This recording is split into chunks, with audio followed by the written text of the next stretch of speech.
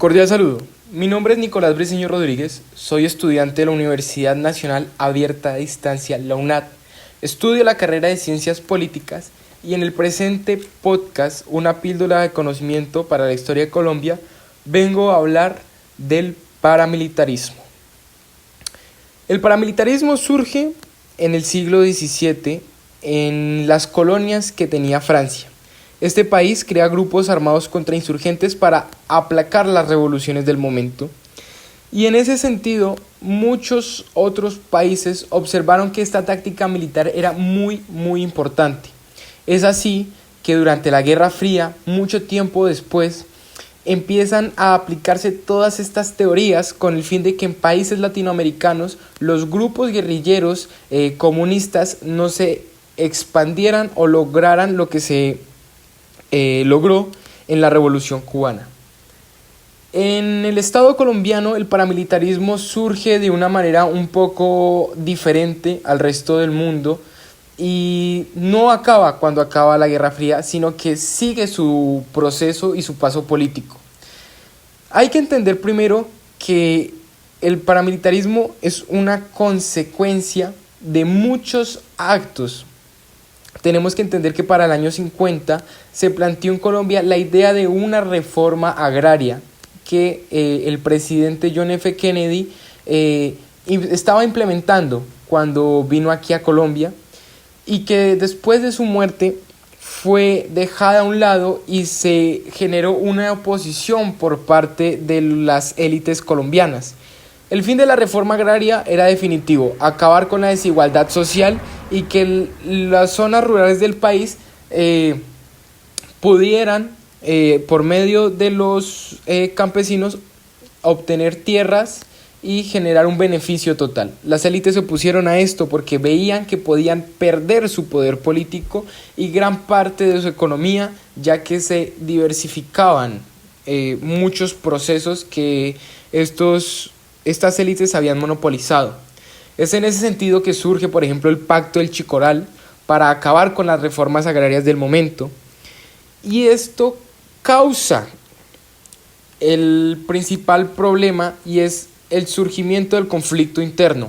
Las guerrillas como las FARC y el ELN aparecen como grupos que luchan para que ciertos procesos políticos como este tipo de reformas que menciono acá surjan y se den en el país, ya que se está atacando al campesino y no se está apoyando. Se debe tener en cuenta que para estos años el Estado colombiano era ineficiente y no llegaba a todas las partes de Colombia. Entonces las guerrillas pudieron expandirse por el país y por medio de muchos procesos estas terminaron atacando a los campesinos y aumentando la desigualdad. Las guerrillas se estaban convirtiendo en un problema y durante los años 50, 60 y 70 se estaba buscando que por medio del Estado se creara un proceso de paz con cada una que había surgido.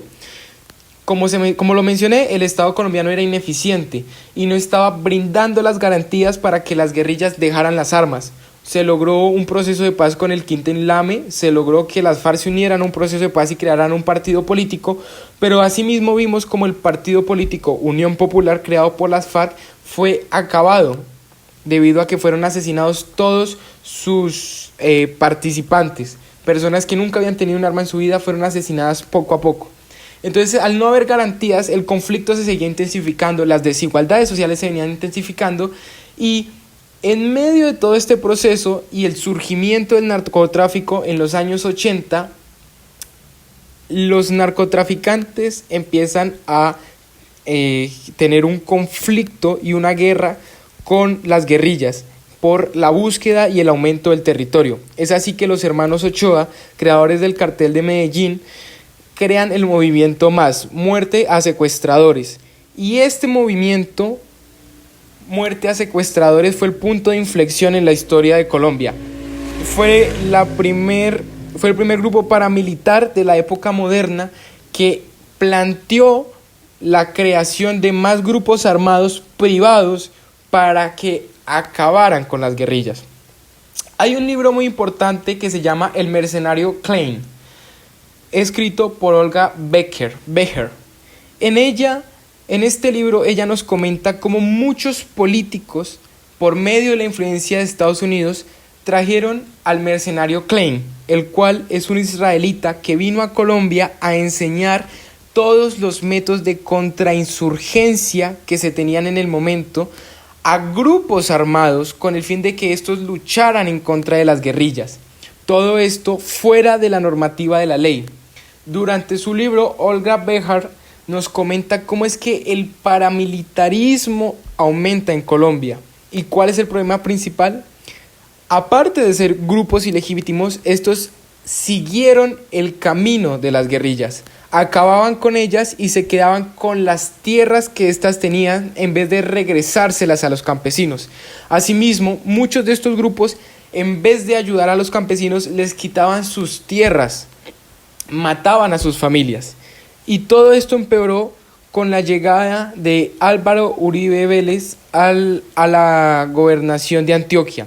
Él creó y planteó el modelo de las convivir, grupos armados privados que podían ser contratados y que eran más efectivos, entre comillas, que los militares, ya que los militares tenían que ir a juicio por ciertos procesos, los paramilitares no.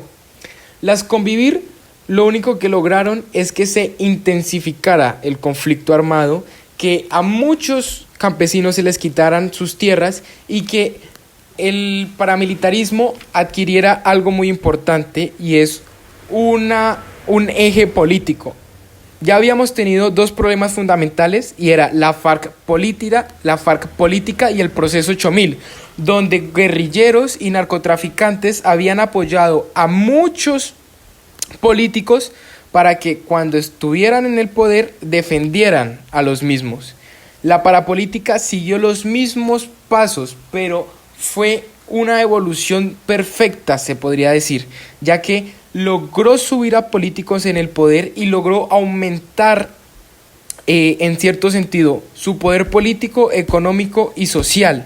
En medio de todo esto, los campesinos fueron los que se vieron afectados. Los campesinos no fueron apoyados y se aumentó el conflicto cuando Álvaro Uribe Vélez se volvió presidente de Colombia, ya que tenemos casos como lo es los falsos positivos que la Comisión de la Verdad a través del proceso de paz nos ha comentado, que son más de los 6.402 que ya conocemos y de los cuales aún no tenemos completamente a todos los culpables.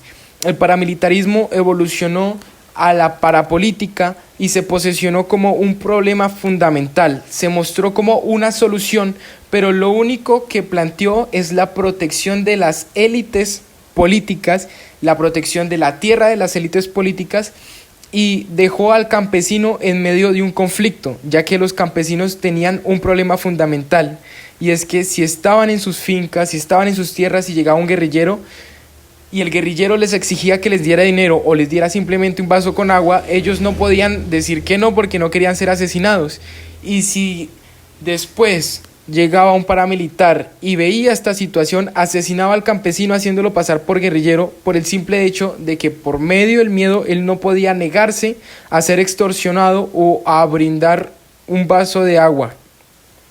En ese sentido, el paramilitarismo no fue una solución, fue un problema mayor, fue un problema que el Estado colombiano apoyó, organizó y que a día de hoy tiene que recordarse en la vida de todos, porque los próximos políticos no pueden repetir estos procesos que se siguen dando en el país, que seguimos teniendo noticias en el país y que fueron influenciados por países como Estados Unidos o por empresas internacionales como la Chiquita Brands.